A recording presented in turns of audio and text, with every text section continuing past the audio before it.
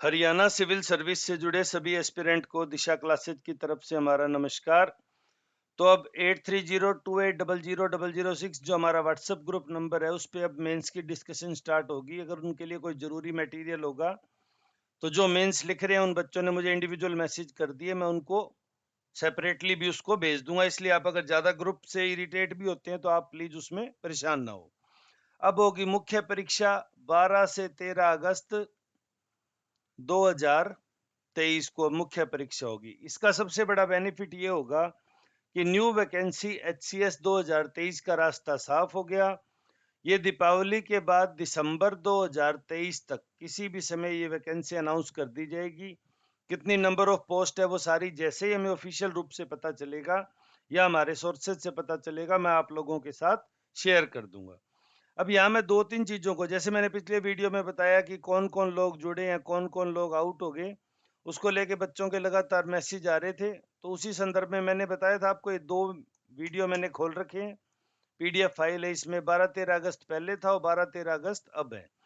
लेकिन यहाँ एक हैरानी की चीज, जैसे आप देखोगे लास्ट बार जो 6.4 था, locomotor disability including cerebral palsy, leprosy, curved dwarfism, acid attacked victim and muscular dystrophy, इसका नो कैंडिडेट फाउंड था। ये था 9/6/2023 के रिजल्ट में। लेकिन जब हम ये आज के रिजल्ट में 14/7 में जाते हैं, locomotor disability including cerebral palsy वाला सेम कैटर एंड इसमें ऑर्थोपेडिक हैंडीकैप को और जोड़ते ही ये यहाँ पे आपने 45 बच्चे आपको मिल जाएंगे। उसके बाद में हम बात करें, जैसे DESM SC कैटेगरी की बात करें तो यहाँ 1 2 3 4 और 5 रोल नंबर बचे हैं। और यहाँ हम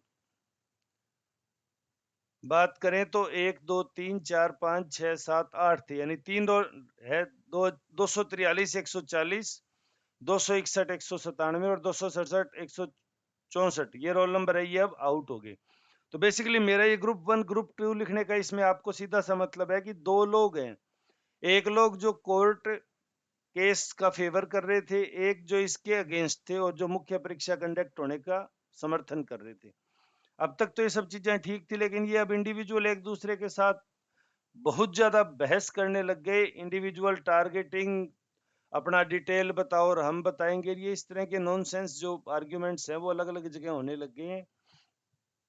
कुछ लोग ये जो 45 आउट होंगे इनको लेके कोर्ट में जाने का समर्थन कर रहे हैं। कुछ लोग सुप्रीम कोर्ट या हाई कोर्ट की डबल बेंच की तरफ भी मूव कर रहे हैं कि पब्लिक सर्विस कमीशन के लिए गाइडलाइन जारी की जाए कि रिपीटेड क्वेश्चन कितने हो सकते हैं। ये अनसर्टेनिटी है जी, बच्चों पे भारी होती है।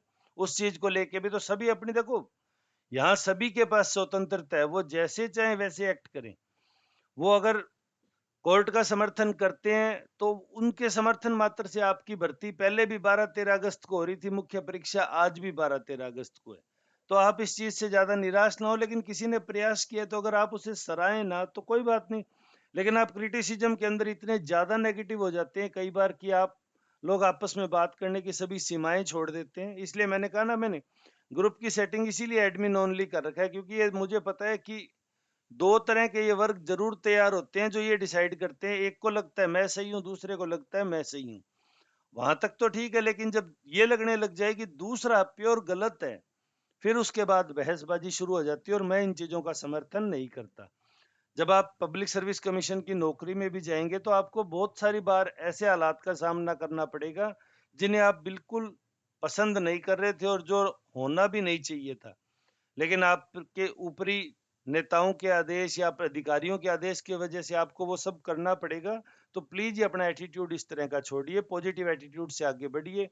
अगर ये परीक्षा हो जाएगी तो न्यू वैकेंसी आ जाएगी। अगर इस परीक्षा में किसी को जस्टिस मिलेगा तो सबको मिल जाएगा। कुछ कह रहे हैं कि ये 45 है, इन सभी को कोर्ट अलाउ कर देगा। अब क्या करेगा क्या नहीं करेगा ये तो भविष्य के गर्भ में। लेकिन आप जितने ज्यादा नकारात्मक अपनी छोटी छोटी बहस को लेके हो रहे हैं, ये एडमिनिस्ट्रेटिव अधिकारी का एटीट्यूड नहीं होना चाहिए, उसको थोड़ा पॉजिटिव होना चाहिए। कई बार जन सुनवाई में भी आप देखेंगे कि थोड़े बुजुर्ग लोग हैं वो रूडली बात कर देते हैं, परेशान होते हैं, उनका बोलने का लहजा तरीका सब गलत हो जाता है।